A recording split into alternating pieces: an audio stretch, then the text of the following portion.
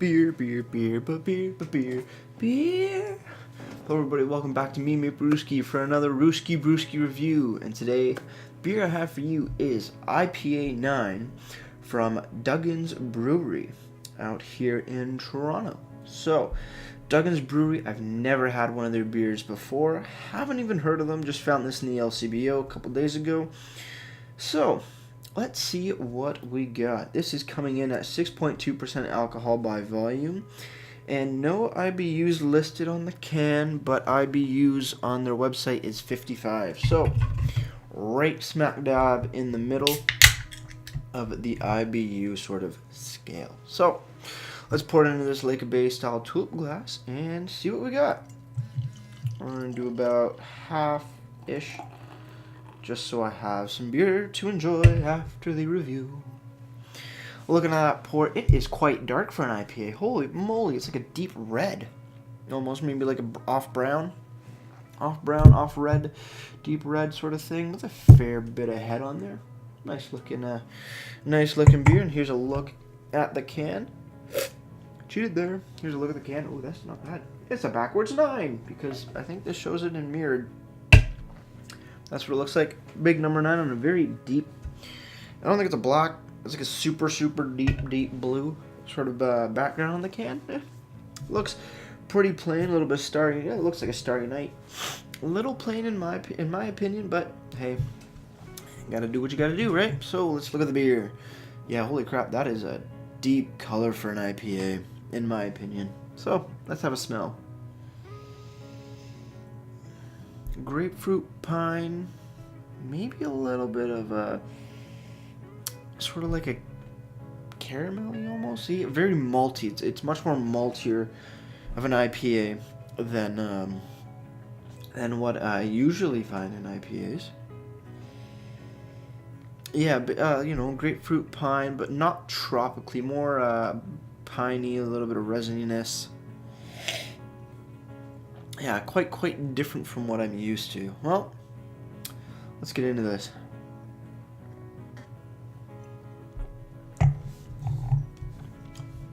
Whoa, yeah. Very piney. Much more earthy tones in this beer. Definitely more malty. A little bit of yeastiness in the finish.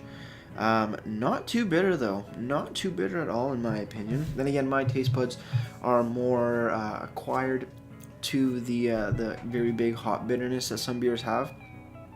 This, I think, might be a little too piney for some people coming into the craft beer scene, or at least the IPA scene.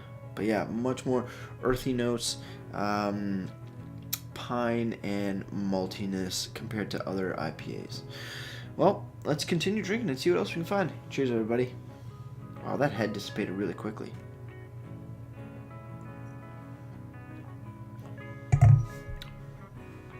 There's a little bit of even like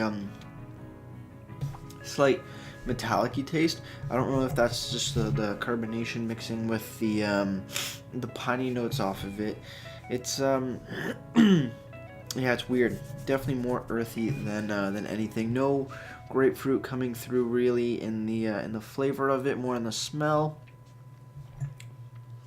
Yeah, a little bit metallic-y, off bitter sortness in the finish. It's different for sure. With that said, let's see what the can has to say for itself. Brewed and canned for Duggan'S Brewery, Toronto, Ontario, Canada. This product contains malted barley, big number 9, ABV 6.2. That's really all it. There's no description of the beer, no IBUs listed, no real ingredients. Just says this product contains malted barley. No brewed on date either. Which is a bit of a bummer, it's kind of bland, kind of a bland looking can.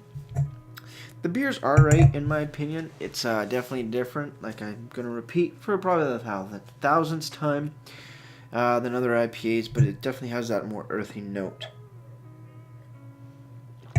Looking over on the website for Duggan'S Brewery, which is duggansbrewery.com, number 9 IPA, they say 9 traditional ale malts and Cascade hops makes a glowing, ruby-tinged color. Piney citrus bouquet.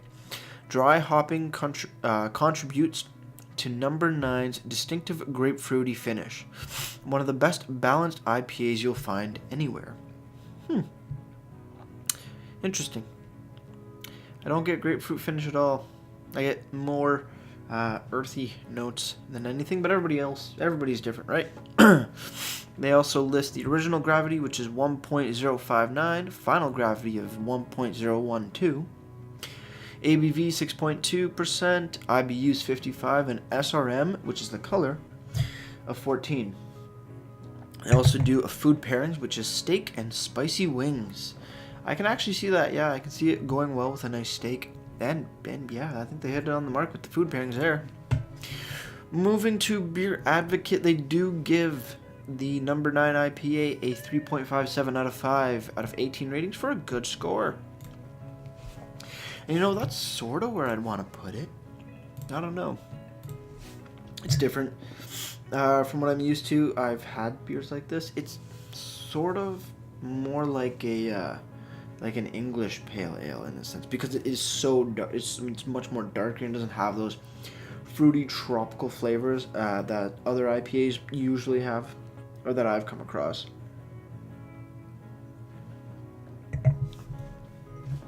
That's not bad.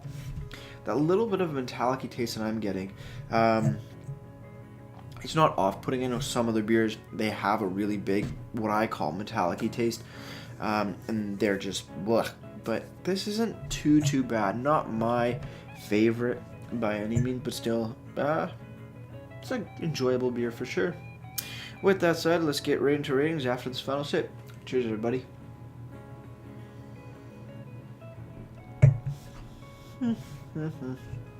Interesting. Duggan'S Brewery, number 9 IPA.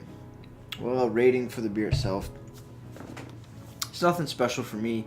Has some good notes, I guess, like those earthy notes mixed with the pine, that resinous pine sort of thing, and a bigger malty flavor profile than other IPAs. I gotta give it, I gotta give it a 7 out of 10. Nothing really offensive about it. A little bit of metallic taste, but that's to each their own, I guess. But yeah, 7 out of 10 for the beer. And for the presentation, the can's pretty lackluster in my opinion. It's a simple can design, but it's not that elegant, and for my personal opinion. Lack of IBUs, lack of a description, lack of more like a detailed ingredients list, and lack of brewed on date is kind of a bummer about this about the can design. Thankfully, though, the website does make up for it with a bunch more information of food pairings, SRM, IBUs, final gravity, and original gravity, which is nice, and a decent description in there as well with a nice picture of a cold pint as well.